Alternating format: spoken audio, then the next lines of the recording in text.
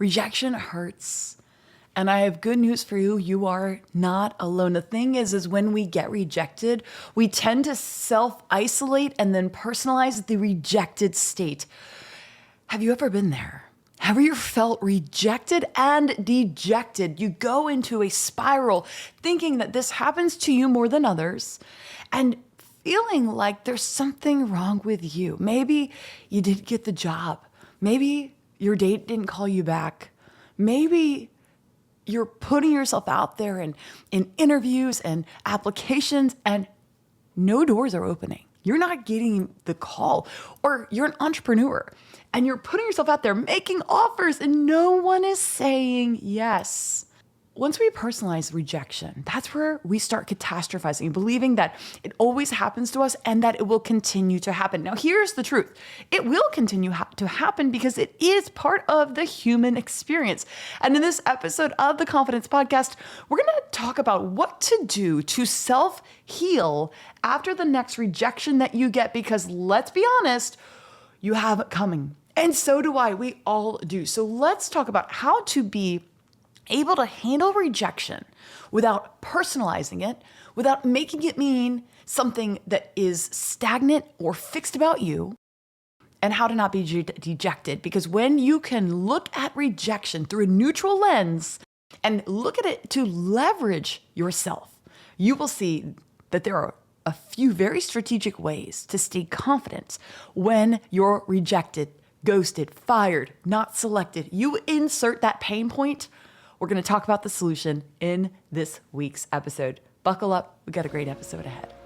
You're listening to the Confidence Podcast, your go-to for boldness, motivation, and actionable confidence tips. I'm your host, Trish Blackwell, confidence coach, best-selling author, and founder of the College of Confidence. I help go-getters like you master self-talk, quiet self-doubt, and step into the life you were created for. You're here for more. And today's episode will help you claim it. Let's dive in and let's train those confidence muscles. Hey guys, I'm Trish Blackwell. I am your host and coach here on the Confidence Podcast. I gotta tell you, we just got some stats back and I am so grateful to each and every one of you who is a listener. You guys have helped us. Of the 3.5 million podcasts in podcast world, we are in the top 0.5. It's a 0.5%. And that's because of your feedback. That's because you're putting the tools and the things that we talk about here into action. It's because you share the show. It's because you write reviews. Thank you. Let's go reach more people. If you aren't yet following the show, please hit that subscribe. Please hit that follow button. Share the episode. If there's an episode that resonates, forward that to 5 friends. And if you haven't yet hit that 5-star review on Spotify or written a review on iTunes, it would be so deeply appreciated. So thank you in advance. Let's talk about what to do to not be rejected and dejected. So first thing, you can't not get rejected. So we cleared that, okay? But how to not personalize it. You see, our emotions are our reflection of our thoughts. And so if our emotions are a reflection of our thoughts, the thoughts that you think create the emotions that you have. So while we know there are certain controllables in our life and uncontrollables, one of the uncontrollables is whether somebody says yes or no. Because if we break down what is rejection is essentially somebody saying yes to you or no to you. And so if the yes to you, whether it's for a date, whether it's for an ask, maybe you asked honestly for a discount on something. You're either your offer is being rejected or accepted. And the thing is we cannot control what somebody's going to do or not do. We can think we do. This is why we live in a world, and we, especially typically, if you are a driven high achiever, you'll probably have some people pleaser tendencies. And this is because we think if we perform and behave in such a way, then we're going to get more yeses. We're going to get more acceptance. We're going to get more people to say yes, like we're in. It doesn't have to, but it is chasing the wind if we think we can control what people think. We cannot. You have control over your thoughts, not someone else's. Your opinions, not someone else's. Your yeses, not someone else's. And so we know we're going to be rejected. Here's what we're going to talk about today. You have control over what you want that rejection to mean. You see, we control the narrative. When we have control over our own narrative, which I call this narrative intelligence, we can look at something that we don't want to happen to us. And we can look at it through the lens. And this is not toxic positivity, just saying, oh, it's fine. Everybody gets rejected. That is not helpful. I want to give you narratives that are helpful. And the narrative is to change it in a way that it helps you instead of hurts you. One of the things I tell my coaching students in the College of Confidence is to look at every story that you tell yourself, every sentence, and ask yourself, does this thought, does this story, does this narrative, does this help me or does it hurt me?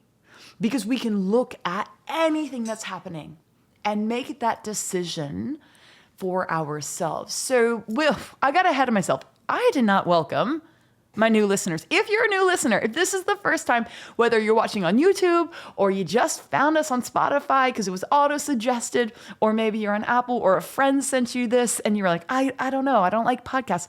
I like you. I am so happy you are here. Thank you for listening to our show. We hope that you love it and you come back. We are committed. I am committed every Tuesday to bring you new, quick, applicable strategies for your life that really help you elevate your confidence and tap into your wildest God-given potential. I want you to know, I feel like it's my absolute calling in life to speak life into sleeping potential. And I want you to know this, you have massively more potential, joy, impact, life in you than you've even considered possible. So, on that note, welcome. And if you're a returning listener, I'm happy you're here too. Let's talk about this. Okay, so going back to rejection. The reason we are coaching on this is I had a podcast listener, a student who said, it was Catherine, she said, hey Trish, I'm looking for any podcast resources regarding breakups, relationships, or rejection, things that didn't come to fruition. I feel like it's so confusing to navigate not hardening your heart or putting up walls, but also not stay soft and broken. And Catherine, I loved your question. I asked your permission to do this podcast on it, and I share that for two reasons. One, I want you to guys know I love your feedback. I love you asking for specific topics that I haven't covered more in depth so that I can provide those tools for you, because I've got the tools. I want to give them to you. And I really liked what Catherine brought up that's so powerful. And I think that even in preparing for the topic, I didn't take note of this. But the reason that rejection hurts is not just that rejection, when we over-personalize it, leads to dejection. The reason it hurts is that we harden our hearts. We stop living with hope. We start believing a new narrative that becomes more and more fluid, which is, what's the point? And then when you allow a toxic, that's a poisonous statement. When you allow the poisonous statement, what's the point, into your mindset, there becomes no point. You start to believe, who am I to be loved? Who am I to be able to grow my business? Who am I to get the job of my dreams? I guess I'm going to have to settle for fill in the blank, being a bartender my whole life. Like, when you let what's the point in, it becomes disastrous. And that's why we have to do the work and protect our minds when we go, look, and it's such a beautiful phrase, my heart gets hardened. It's cynicism. We think, what's the point? All men are jerks. There's no point to dating. What's the point? The online dating world is just disastrous. What's the point? There's so many people hiring but there's no jobs and nobody calls me back. So maybe what's the point? I've been out of the workforce for 10 years and no one's going to hire me. You're telling yourself that story. The stories we tell ourselves are self-fulfilling prophecies. Maybe you're thinking, what's the point? There's a recession. No one wants to buy my product. If you say that to yourself, you will prove yourself right, which is why we have to acknowledge, wow, I'm feeling rejected. And so to answer with the core of the question that Catherine submitted, and I think so many other people are feeling, it's, wow, notice that I'm starting to give up. I'm starting to personalize. I'm starting to say, this is going to be too hard. And this is why when I go back to what I teach in the College of Confidence, it's the hard things pyramid. You have to believe fundamentally you can do hard things. And the next step up from the base of that pyramid is that you don't avoid doing hard things. The next belief is that you are good at doing hard things. And the peak, the pinnacle, what we work on together in this COC is to get you to the point where you go, I'm actually, not only do I believe I can do hard things, not only do I not avoid it, not only am I good at doing hard things, but I like doing hard things. And it is hard to feel like after a breakup, that you still walk with belief and faith that the right person is out for you and you will not give up hope. It is hard, guys, it is hard to live with hope. But living with hope is living with confidence. And it's walking with confidence about what you don't yet know, but you are proclaiming and believing will happen. That is faith. That is hope. That is faith. That is confidence. And it's also hard. It's lovely to say, oh, it's no big deal. Just keep believing. But we say that, but we don't acknowledge how hard it is. Y'all, that's hard. But that's why we need to tell ourselves and remind ourselves, it's a good thing that I'm a person who can do hard things. The same thing goes for putting your product out there into the world. And you're like, I'm trying an ad. I've invited 5 people. I've done this. I've done a work. Nobody's buying. Okay, good. Keep trying. It is hard. We don't want to negate that it's hard. It's okay that you feel rejected. It's okay you feel dejected as well. But what's not okay is to allow ourselves to camp out in that feeling. We cannot camp out in our feelings. We have to allow the feeling to process through. A feeling is just a vibration in your body. And when you allow it to pass, it has no power. But when you start saying, I shouldn't feel like this, maybe this is going to be, then we start living into the fear of like, what if this never goes away? And if it never goes away, you start rethinking the thoughts that are creating that feeling, which is nobody's ever going to love me. There's not enough good men out there. There's not enough people that have money to buy my product. There's never going to be a job that takes me into real consideration. I'm never going to get a fair shake because I'm a woman, because I have an accent, because I have been out of the workplace, because of ageism. Or fill in your blank and your reason, because if we don't catch the thought that's creating the what's the point, then we will spiral into a life that is negative, that is disappointing, and that you wonder, how did I get here? How did I get here? And so how do we not harden our heart? Let's answer that more directly. 1, acknowledge that what you're feeling is a feeling, and your feelings in your life are not, I'm going to borrow from Lisa Turkers, they are indicators, not dictators. When you have a feeling, I want it to be, raise a little flag and go, wow, there's something I want to process. It's an invitation to process your thoughts and to think about what you're thinking about and go, why does this hurt so bad? And really goes back to what I told you I tell my students in the College of Confidence. What am I making this mean? Let's go with, maybe you've put out 25 new job applications. You're ready for a career change and you haven't gotten, not only did you not get an email back, you've got no acknowledgement, right? You're not even getting the interviews. So you're feeling rejected before you can even be rejected. And so how do we not get discouraged? How do we not harden our hearts and buy into that narrative of what is the point? We ask ourselves, what am I making this mean? What do I want to make it mean? And so maybe you're making it mean, maybe the initial, you're feeling just discouraged. What's the point? And when you feel that thought come up, what's the point? You have to ask yourself, what am I making that mean? I'm making it mean that I'll never get a job. Like, let's be honest. We kind of have to peel back the onion layers of like the real fear behind the what's the point, which is, what if I never get promoted? What if no one gets me? What if there's something wrong with me? What if I'm not hireable? What if I will never be able to get my salary past $80,000 to what I want it to be, 150. I don't know, fill in your blank, but ask yourself, what's the real what if, or the story you're telling yourself behind the what's the point? And now ask yourself, Is that story helpful? Does that narrative help me, or does it hurt me? And if it doesn't help you, I would suggest that you change the narrative.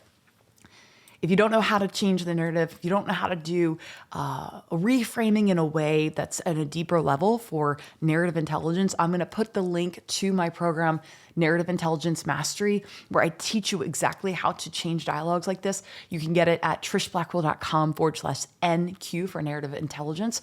But the more you practice this, the better you get. And when we ask ourselves, is this helpful? And if it's not helpful, we change the story. So you could change that same story, 25 rejections that are not even rejections, the rejections before the rejection. How do we change that story? It's a numbers game. I might need to apply to 200 jobs, but the right job is waiting for me. Or maybe it's, and I'm not just saying we change the story and don't do anything. When we get rejected or when something's not working, we also have to ask ourselves, is there something different I can do? Let's take massive ownership of what we can do. Remember, I want you know where confidence comes from in one of the core ways is taking control over what you have control over. And so maybe it's what I have control over, what can I do differently? I can customize my follow-up and be way more personal in my resumes. I could spend the 3 hours per resume to really make sure my resume stands out for that job. Now, immediately, I'm not even doing this fake scenario, and I immediately went, oh, I don't want to do that. I get it. But that's where you go and tell yourself, it's a good thing I'm a person who does what I don't want to do. Because everything you want in life is on the other side of what you don't want to do. And sometimes if we're honest enough with ourselves to say, is there something I could do that's better? Could I do something differently? How can I make myself stand out?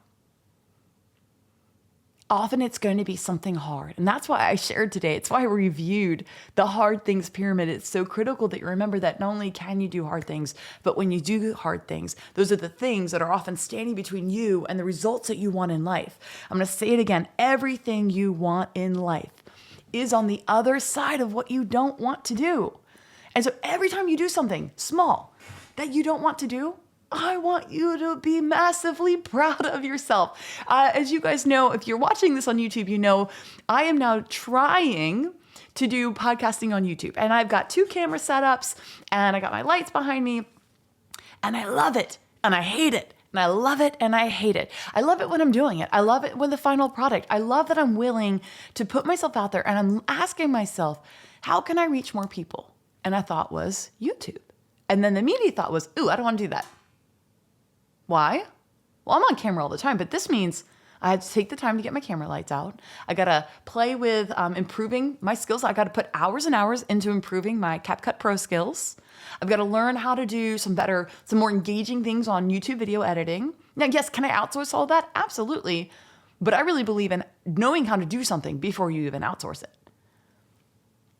And so I share that because, one, I want you to come, if you're not listening on YouTube, come check it out on YouTube. At least give me a like. Tell me that you like the effort, because there are a lot of people who do find great content on YouTube, and I want to be there to serve them. But here's why I'm sharing that story. Not to complain, not to be, well, look at me. I just want to share that I often do daily things I don't want to do. And the key is when I do them, after I do it, I say, good job. I give myself atta-girls all day long. So I set up and I'm playing with different cameras. Like today I'm doing my iPhone with my iPad. Last week I did my MacBook and I did Zoom and, I'm playing. And so I'm looking at data. I'm seeing what works best. I'm looking at the quality. I'm playing around. And it's annoying to set up. It is. I had to stack my books a little bit nicer. It just little things, but I set it all up and I said, look at you go, girl. Look at you doing what you don't want to do. Because when we ask ourselves, is there something I can do that's more than often than not, it is something that makes us more uncomfortable. So how to not harden your heart? Ask yourself, how can I tell a better story? Is there something I can do that can change something? What is within my control here? That's really the better question. What is within my control?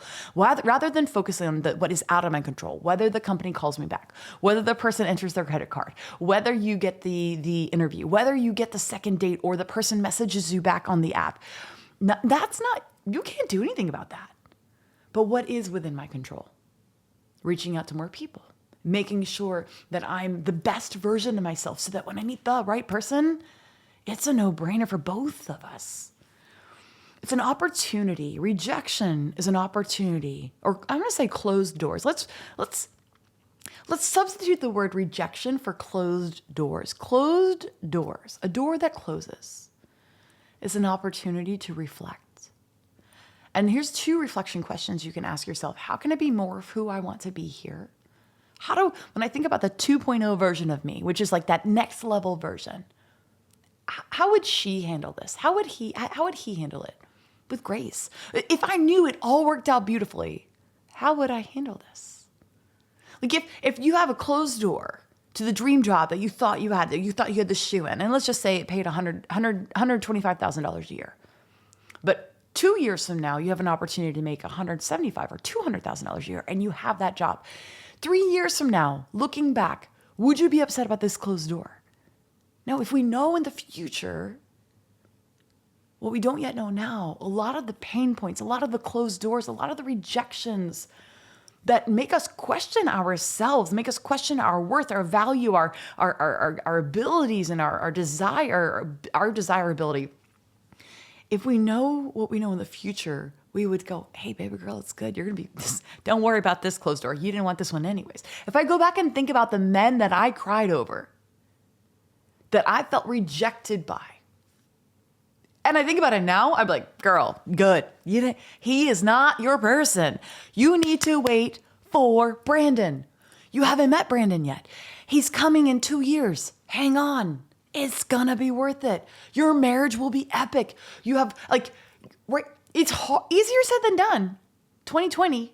However, you can decide now, one of the core tenets of confidence, I teach 5 things in confidence. The pillars of confidence is you have to know who you are. You have to know that you matter. You have to know how to think. You have to know what you want. And you have to know that your future can be better than your past, that your future is better than your past. And so when you are rejected or when things are not working out, what happens is we think, oh no, what if everything falls apart? What if I'll never be loved? What if I'll never get financial freedom? What if I'm never going to be able to get that business off the ground? Or we could talk back to those what ifs and say, I've just decided that my future is magnificent. I have decided that my financial future is in abundance and with a wealth, and that I don't know the details of how it's going to happen, but I'm believing for it. And I'm believing that I'm gonna be such a hireable, desirable person of integrity who contributes with my expertise and my competencies, but also my confidence and my enthusiasm and my energy, that the right company is going to see me and realize I'm the best employee they're ever going to hire. So you have to start speaking that out over your future, because our future self can't help us just yet, but our belief can. Then another question to reflect on is, how can I be the type of person they are looking for? And I want to remind you, nothing hurts and nothing is as hard as you think it will be. You can handle so much more than you think. I have a couple reframes I wanted to share with you about I categorized what are some typical rejections that we might be, walking through. And the reality is we are a global podcast. I don't know the details of your life. I don't know what's going on. For my College of Confidence students, I do, because I interact with you. I know your story. I know you. I can help you specifically. And if that's the kind of coaching and help you want, please come check out thecollegeofconfidence.com. We show up. I go live twice a week, and actually it's live coaching with me. You can also pre-submit questions about your particular life, your situation, and I give you feedback, either written or verbal. It is the most affordable and I think the most effective life coaching service on the internet. But that said, I don't know your specific story today, what pain you're dealing with, what rejection you're harboring. It might be something recent, but it might be from 15 years ago. I have done a lot of therapy and a lot of coaching and processing on some social rejection I had as an 11-year-old, right? And it was social rejection based on how attractive my brother was and how they were like, what's wrong with you? You must not have the same parents. Why are you the ugly duckling? Why is he so hot and you're not? Kids can be mean. And that rejection, I harbored it for years, decades. So if you're harboring a past pain, please don't say to yourself, I shouldn't care about that. I know they were 14 and they were jerks, but like, can we just have some love and some compassion for the little girl inside of us? For the one who didn't know how to do some of the concepts we're talking about, that didn't know that everybody had mean things said to them. Everybody experiences rejection and disappointment. And maybe you feel rejected from your dream school or the dream job, and it's this disappointment. And rather than it be disappointment in who you are, and do not let the narrative go that I wasn't good enough. Sometimes it's not if you're good enough or not, it's were you there at the right time.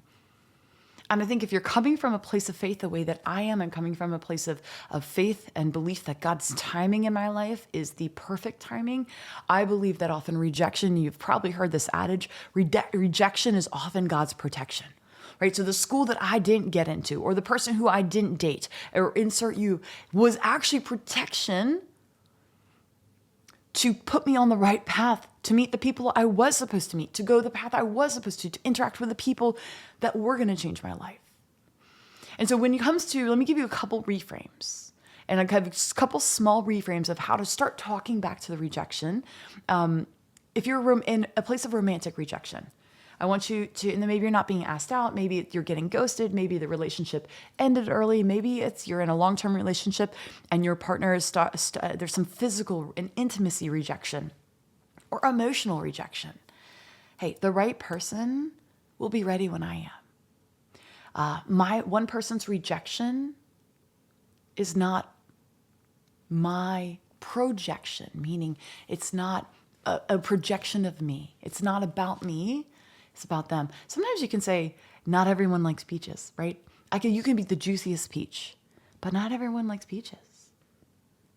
And it's funny, I was talking about this with a client. Not everybody likes peaches. And also, we don't all like, if you do like peaches, which I do, you might not like peaches the way I like peaches. I don't know. Here, let's take a little poll. Do you like juicy peaches? Would you like peaches? Do you like juicy peaches? Or do you like hard, kind of unripe, as they say, peaches? You can ask this question about bananas. Do you even like bananas? Now, how do you eat your bananas? Are your bananas green? Are they a little bit green, in between green and yellow? Or are they yellow? Or are they brownish?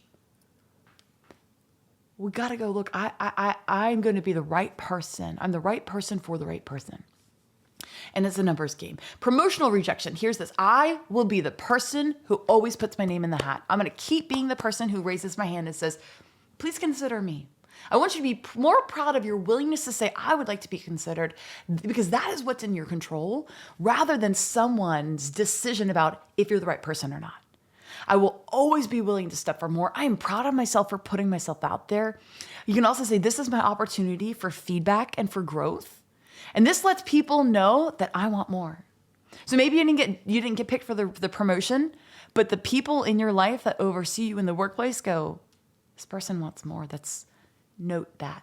You have no idea what your initial rejection is going to serve you down the road.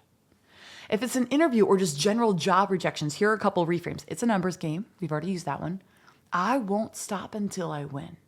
It's not a question of I hope I get a job. I'm getting a job and I'm not stopping until I get that job. Little by little, breakthrough comes. I just need one yes. The right yes. I trust in God's timing. I like this one too. I will not let the long path discourage me. This is a marathon. So much of life is a marathon, not a sprint. And if you don't know my story, I was a Division I athlete and in the sport of swimming, and I was a sprinter. So I want you to know, because if you know me now, you know I'm a marathoner. And so these are like different, I feel like these are completely different types of athletes. I'm a sprinter. Sprinter, sprinter, sprinter. When I started doing endurance events, my friends were like, I must be wrong. You're not doing that. So you might go, oh, she does Ironman, she's won a marathon, she's run Boston, like all cool. I'm now a marathoner, but at the core of who I am, I'm a sprinter. And I say that because I want you to know, I want you to say like, I can't do marathons, I can't do endurance. I'm not asking you to run a marathon. I'm asking your mindset to start telling yourself that you're the type of person who's in for the long game. That you don't need life to be a sprint. You don't need the results to be a sprint. You've got the mental, the emotional perseverance and endurance to do the long path. How about social rejection, which might be not fitting in, being excluded from a group, not having a group, being ghosted, not getting invited. You could also, by the way, there's a lot of rejection that we go, I didn't get invited. Why did they exclude me? We can just tell ourselves a better story. They forgot to invite me. This happened to me recently. I went to a concert. I had an extra concert ticket. It was Pitbull and T-Pain. It was so fun, by the way. If you are listening live and you get a chance to go to that tour and you want to feel, if you're my age and you want to feel like you're 20 again, it will be the time of your life. I had an extra ticket and I went through all the friends I could text to be like, hey, do you want to come? It was the same day. So, chances of them being able to go was low. Hey, do you want to come to this concert with me tonight? And I got like 5 no's. And then the next morning, when I was thinking about how fun the concert was, there was a friend I remembered that I didn't invite. And you know what? She would have been able to go. And so I know that it sounds like a cop-out, but they forgot to invite me, because when we are in pain, we're like, I don't really believe that. But think about how many people you have actually forgotten to invite, and it's completely innocent, has nothing to do. I would have loved for this friend to have come. I feel bad. And of course I haven't told her, but I was like, dang it. But it's a really great reminder that this happens all the time. And so we can just choose to say, hey, they meant to invite me, or I'll be invited to the next thing. I will find my people. Another way for social rejection, my effort to connect with people matters. I will continue to initiate and connect. I will find my people. Let's talk about sales rejection. It's a numbers game. Every no is a no towards the yes that I need. I need and celebrate the no's as much as I celebrate the yeses, because it is a numbers game. Rejection is an opportunity to improve my pitch and my connection. Now, here's what I want you to really look at. The real rejection that happens, reason that rejection hardens our heart and becomes devastating, it will keep you stuck, which is why I want you to fight it so hard, is that it goes to self-rejection. Because we then go, oh, I must not be any good. I must not be made for this. And then we stop putting ourselves out there. So we start rejecting ourselves before we even get to, it's as a form of self-protection to keep ourselves from being rejected. So here's what you're going to say to yourself. I support myself. I am brave. I am proud of my efforts. I am brave and I am willing. The more rejection you can handle, the more life will open up to you. And we handle it by changing the story, by reminding ourselves this is a universal thing that all humans experience. You are not alone. And you also don't have to stay stuck in it.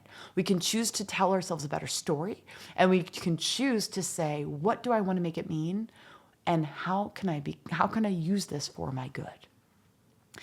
And now we're going to close out with our new, hey, thank you guys told me you like the new segment. I would love more feedback. Do you like this new segment we're adding at the end of every podcast? It's the power phrase pyramid. The most feedback I get from you guys is that you'll love my power phrases, which is just another word for affirmation. But at the end of this weekly segment, I'm going to summarize a key takeaway point and put it succinctly into these power phrases so that you can take them and apply them to the week. You will get these in the show notes, but if you're listening and you're on the treadmill, text this to yourself, write this down. If you're listening at work, these are the 3 takeaway statements I want you to write down now. I call them the power phrase pyramid because sometimes I'm going to offer you a thought and you don't yet believe it. And so we're going to climb the pyramid. We're going to bridge the gap. We're going to have a beginner thought, a medium thought, and a top thought. So, beginner thought. Everyone gets rejected. I'm okay. Everyone gets rejected. I'm okay. You could also say, I'm going to be okay.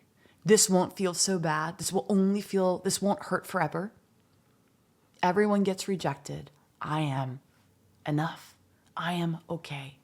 Medium thought. Ready? I can handle rejection without over-attaching to it or personalizing it. I can handle rejection without over-attaching to it or personalizing it. And then our top thought, I hope you're going to love it. It's simple. Look, the top thoughts are always my favorite. When I write these, I start with the top. And then we cascade down. Top thought. Oh, I actually as I'm saying it, I breathe it in. And I know when I feel a thought in my chest, it's like, good. Rejection is part of my success. Rejection is part of my path. Rejection is part of my success. Let it sink in. Rejection is the path. It's part of the process. I hope this episode encouraged you. If you are watching on YouTube, leave me a comment. Let me know. If you're listening on Apple or Spotify or your podcast of choice, press that forward button, share it with a friend. Thank you for listening. Thank you for being a listener to the Confidence Podcast. I will see you guys next week for another really, really powerful episode that's going to give you clear, simple tools to walk with confidence, to walk and tap into your wildest potential. I am so privileged to be a voice of encouragement in your life. Thank you for allowing me to do that. Now go out there today. Go be more of who God created you to be. Be you. Be free. Thanks for listening to the Confidence Podcast and allowing me to be your coach today in your life. If you love the show, please let us know by leaving a review in iTunes. Are you encouraged by what you learned? Share this episode with a friend and let us know that the show is changing your life by saying hi to us on social media at Instagram, Trish_Blackwell, or on Facebook, Trish Blackwell Coaching. Ready to take what I teach and really take it to the next level? Join us today in the College of Confidence. It's my group coaching program that you can join risk-free and cancel anytime. In the COC, you'll scale your confidence, your courage, and the changes you make in your life. It's the coaching support and community you've been looking for. Go to www.collegeofconfidence.com to get started. If you love the podcast, you will love the College of Confidence even more and see even more transformation in your life. Come and see for yourself. I'm cheering you on, friend. See you soon.